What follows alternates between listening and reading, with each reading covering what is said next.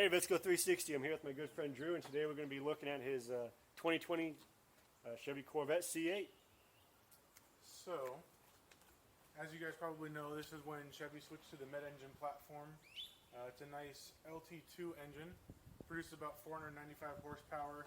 Modification-wise, as you can kind of see in there, has some headers and cats done, aftermarket, done by Cooks.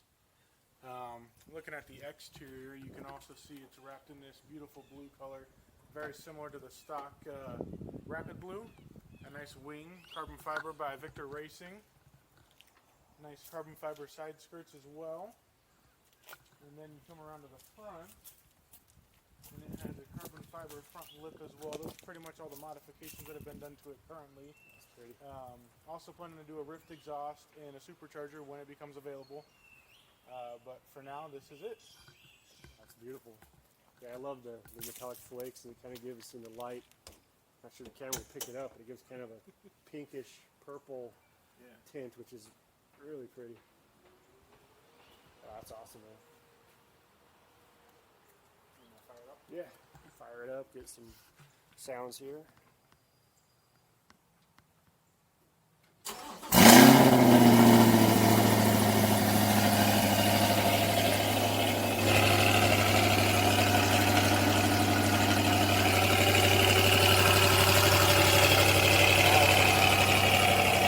Sounds good.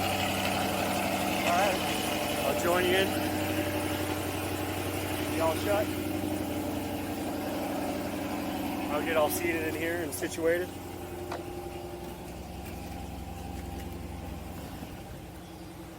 All right.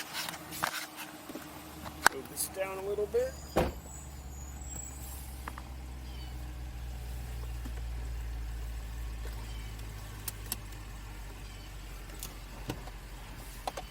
Nice cockpit. Back here to the peak. Back through the motor. Situated right here. Yeah, I have to say, I think this is only the second Corvette I've ever ridden in. And as I told you, I grew up loving Vettes. One of my favorite cars, but in Idaho, you just don't see them as often. And the first Corvette I ever rode in is I was hitchhiking in Hawaii to get back to my house. And luckily some guy in an older Vette picked me up. But no, this is way nicer. It's quite the story. Yeah, it was no vehicle there, so I had to hitchhike my way out there on the main island next to all the lava rock and stuff. Well, I laugh because my dad had a C4, Okay. which in my opinion is the ugliest Corvette they've ever made. Yeah. That was one of those things where, like, I always wanted to get one just because he had one.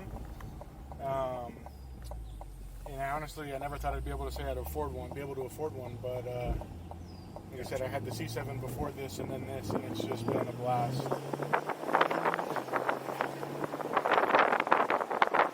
Nice. There it is. Smooth.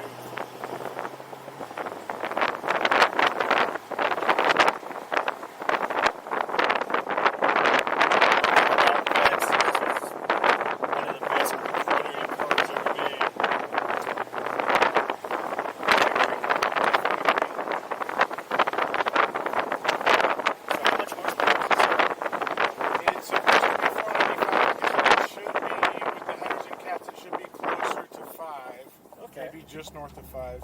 The plan was to eventually get it dynoed before doing the supercharger and then dyno it afterwards as well. But I don't know how realistic it will be to do that.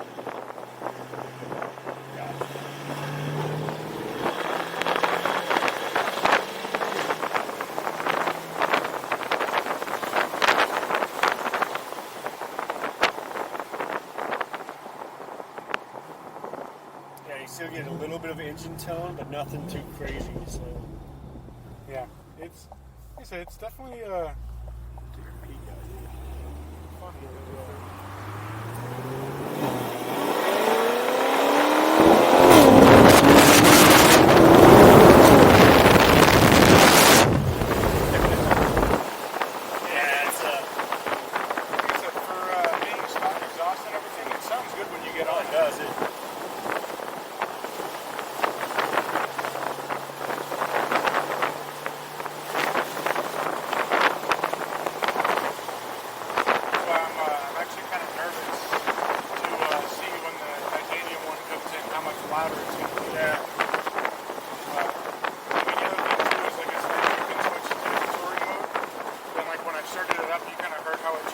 exhaust tone really Yeah. quick.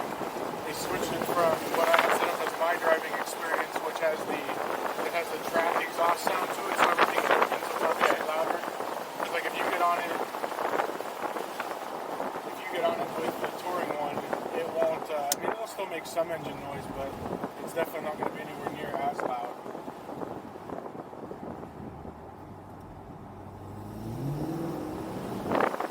So again, it's very.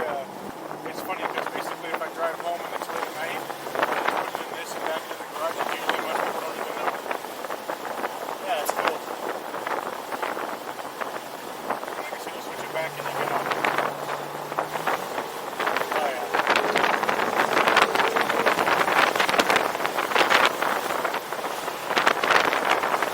And I love your color match is awesome. I love the red with the blue. Well, and I laughed because like I said, originally I didn't really like. I didn't know what color to go with on the outside because of the red. And Okay. the sad part is that they've actually discontinued this color interior-wise. Oh wow. So it's called Morello Red. A lot of people go with the more common Adrenaline Red, which is that bright kind of Ferrari Okay. red. Yeah. And it was one of those things where, like, if I was going to do the one that I was going to order, it was going to be the Zeus Bronze outside, which they discontinued, so it would have been the Caffeine Metallic now. And then I would have done the tan interior, which I don't think would have been as nice. Yeah. Yeah, these go really well together because the blue's kind of brighter and the red's a little bit darker. You know, if you would have gone with that kind of brighter Ferrari kind of cherry red, to me it would have clashed too bright. Yeah.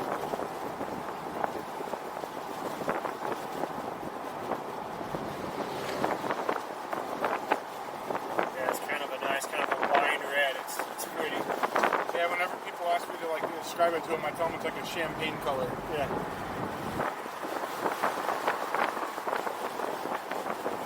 No, this ride is it's quiet. You don't hear any rattles whatsoever. No. You know, I've been in some other kind of higher, more exotics, and you know, it's weird because like with bumps, you can hear some rattles, you can hear some more engine noise. When I laugh because, like, with the Mercedes, obviously, it's a little bit rougher ride. But I mean, like, that's the thing is, like, so, again, when you go through the settings, like, this is all set up to be in comfort mode. I don't know if it'll let me show up while I'm driving. But, I mean, you can go through and obviously completely change it all from the suspension set to sport. I mean, you can go all the way up to track, which is going to be pretty stiff. Yeah. A lot of times, like steering-wise, I have it set to sport right now, but generally I like the heavier steering feeling, which is what you'll get from track. Okay. I mean, if you put everything in comfort, drives, you know, like your typical family car that you'd be able to get anywhere else. You know, really light steering, not as quick throttle response, and obviously as you kind of get more and more higher up the list, it just kind of notches it up just a little bit more. Yeah, this is one thing that I would say Chevrolet has done correct since the 50s. The Corvettes are just amazing. I love the old Camaros as well, the old SSs. Yeah. I did not expect all that to be up.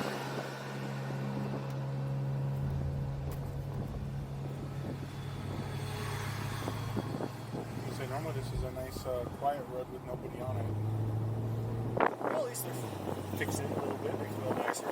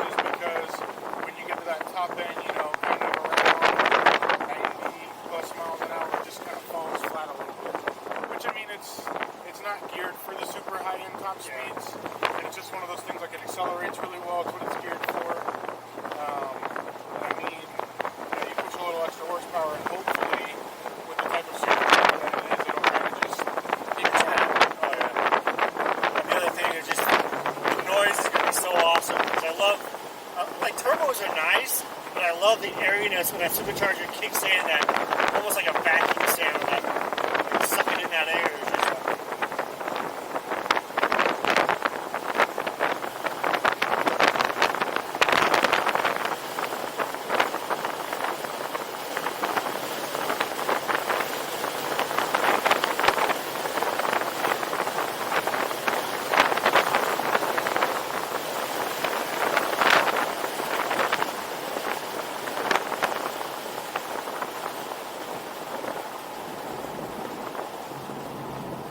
And the seats are comfortable. I mean, they still have kind of like the sports feel. They hug you a little bit, but it's like I could ride in this car all day. Yep.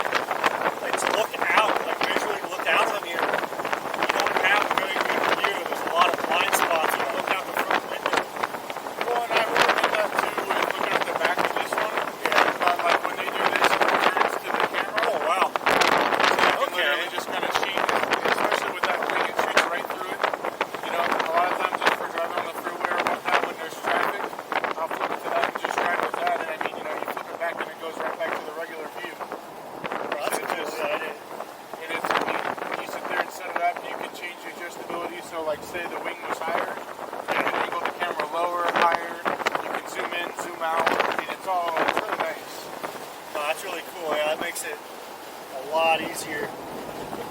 You know, just like my friend, he's got the SF90, and with their spoiler, they have a cutout, which allows for the rear view, but also for the camera, which is nice when the wing goes up or down. The cutout in it, it allows you to see better. See, there's some cars that spoiler just totally blocks the view. They make it basically look around it. I've been in the C8 Camaro, and it just as I said, look at the power. It's so low that you visual. This is really nice. You can see it was high enough.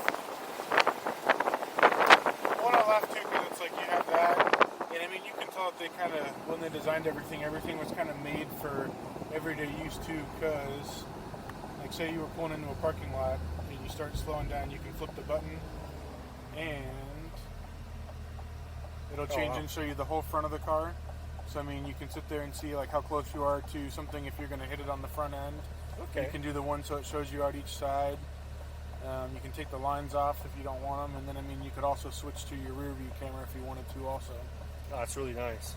So, I mean, and then this one also has the front lift, so you'll feel it kind of raise the front end about an inch. Yeah. So if you're going over a speed bump, it'll do it, and then it lowers it right back down. Yeah, so I was just about to ask if it has a hydraulic. Sure enough. Well, so I don't know if it's hydraulics or if they do it like the same thing as like their mag ride suspension, where it's all magnetics. Okay. But it's also neat. So, like, say again, this is your daily driver and everything. You drive the same route to work every day, and there's a couple speed bumps you go over. You can set it so that once you push it, you know, I think it takes like 2 or 3 times, but it'll ask you if you want to save the GPS location, so it'll know every time.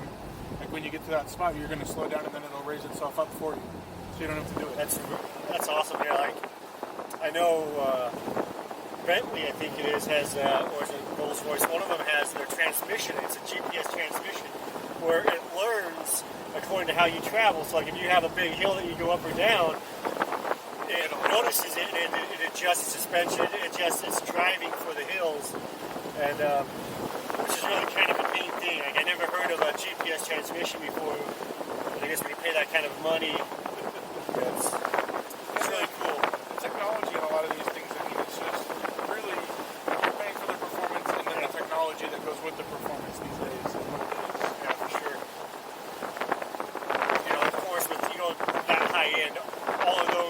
handmade on order. Whereas, of course, Corvettes, a lot of the Ferraris, they're mass-produced. They're a little more mass-produced anyways. But luckily, they don't have that price yet. Now I'm going to peek through the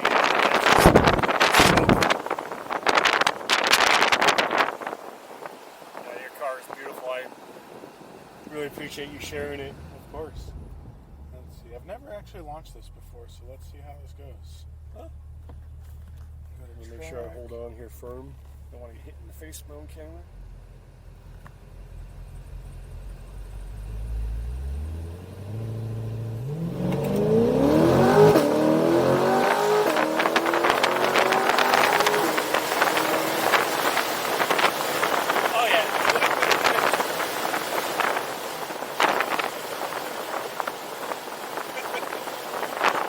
Awesome. Now once you get your supercharger and your exhaust, we'll have to do it again. Yeah, it's like I said, that was my first time too. It was pretty fun. It's nothing like the rush of as soon as you go on it, and it just oh yeah, I mean it sucks you back, you feel that G-force. The other thing that's nice with the new technology is you didn't hear us squalling. We weren't braking. We weren't losing any. It was just boom.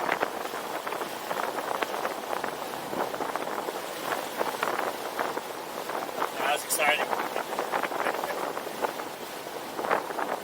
I'm not gonna lie. I actually had to look up how to do it before, just to make sure. Yeah. Look at that. I tried it on the AMG too. That's like the one thing I really like about this is like doing that is super simple. Track mode, step on the brake, you push, you floor the gas, it'll kind of rev up to 3,000, you just let off the brake and go. Whereas like the AMG, it's like, you have to push the paddle shifters, and you have to double click this one, get on the brake, get on the gas, and if you wait too long, it won't go. It's, like I said, it's neat to see how they all do things a little different. Yeah, it's like with the McLaren, like with the 720 and the 765, yeah, you had to go into his computer, you got to go track, you got to set. But the other cool thing with like the 765 is you can also set how much drift you want. So when you put it into drift mode, you can actually set how, like the angle you want it to drift out to allow you to get out. Okay. So like that was kind of neat to actually see that we can tune the angle of drift as well. So when you turn it and crank it, it will allow it, the tires will allow you to go out so far before it hits the traction and it brings you right back over. That's pretty cool. Yeah, as I said, technology is pretty wild. Well, and that's the other thing too is like they all do it a little different. Yeah. So it's always really neat, especially when you get to see all the different cars because like, Ferrari might do something that you like. Yeah. And then, or maybe you've had a Ferrari your entire life and you see how McLaren does it. And you're like, wow, that's pretty cool.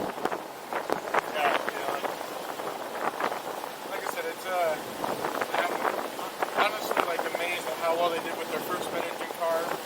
I'm super excited to see the Z06 when people get it and everything up and after that. Yeah, as you say, this is rear-wheel drive with the automatics. Is it 8-speed or just? It's an 8-speed. Okay. And it's nice because when you get on it, you can hear it too with the true dual clutch. Like when you hear it pop, it's because all the odd gears are done by one clutch, and all the even gears are done by the other, which is usually why your shifts are so crisp and quick in this car. I mean, I'm sure a lot of the other European cars do the same thing. That's not for us. That's an ambulance also. Nice timing.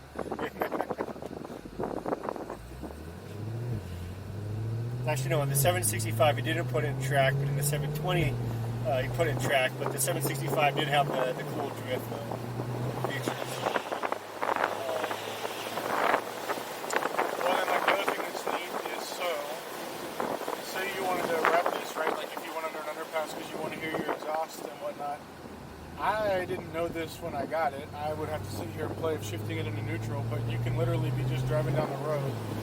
You click both paddle shifters in, and you just get on it. Is that just a thing you happen to come across? Or is that a YouTube kind of thing? It was one of the things I started reading the forums because we went and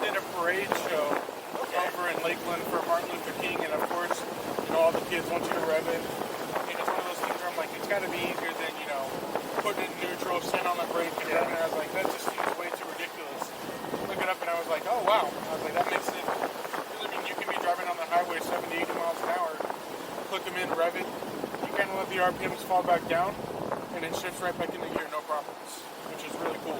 That's really neat. Other thing I really like with like some of the higher Ferraris or whatever, I like on the steering wheel how they have the tachometer. Like, so like your focus is right there on the road, but you can see what your RPM is or when to shift. So it's kind of cool having it right there built into the steering wheel. Well, I know you can get aftermarket ones that have the like lights. Yeah. That as you get higher up in the RPMs, it'll kind of start changing the color of the lights that it has. Yeah, go yellow to green to red. But I mean, again, it's just all those things that you pay a little extra for.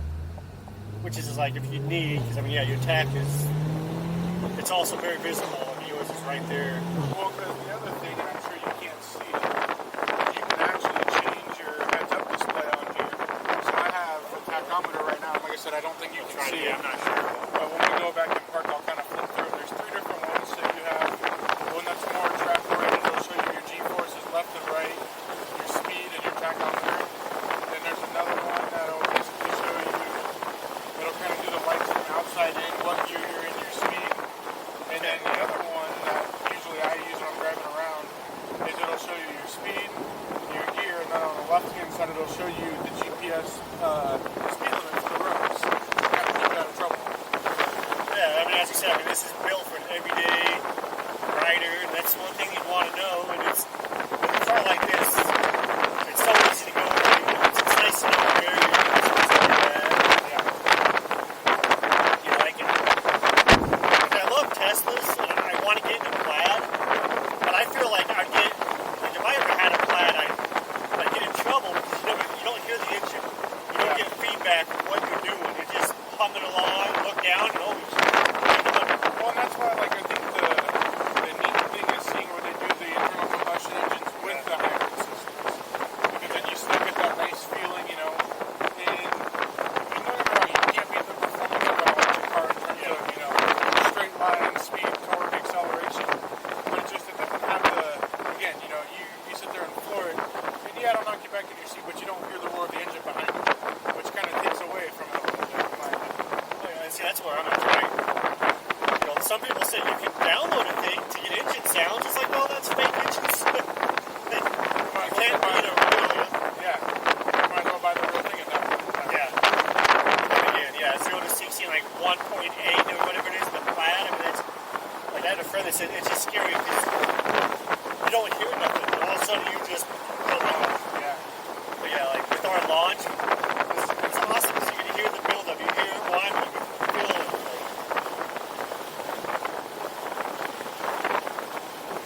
You know, like I love you sharing like the Corvette 'cause it's different from like the McLarens, the way they build. You know what I mean? It's all so different. Like the SF90, you know, we put in hybrid, it's all quiet, which is cool. Like driving around neighborhoods, you say put it in quiet mode.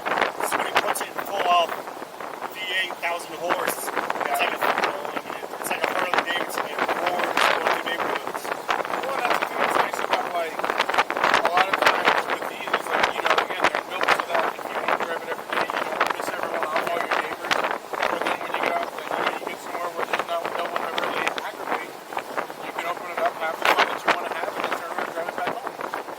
Because the Mercedes is the same way. I mean, when you get on it in Sport Plus mode, it'll crack, pop, make all the noises, and then you drop it off so it goes back to the comfort exhaust. And again, it'll sound just like this, you'd never know. Oh yeah. And it's just one of those things where it's like, it makes it that much harder to buy an aftermarket exhaust because a lot of times you lose that. And it's just, you know, you kind of have to wait. Where I used to drive this all the time back when I worked out here. And now that I commute back and forth, I usually drive my truck or the Mercedes. So this one's kind of more of the, you know, go all out, make it as extreme as possible type thing. Whereas if I wasn't doing that, I probably wouldn't do the exhaust. Yeah, your Mercedes, man, that bi-turbo is beautiful. It's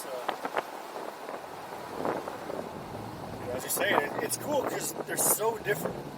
You know, like you buy turbine, you know, it's a front engine car that looks a lot like kind of like the C7 Corvette.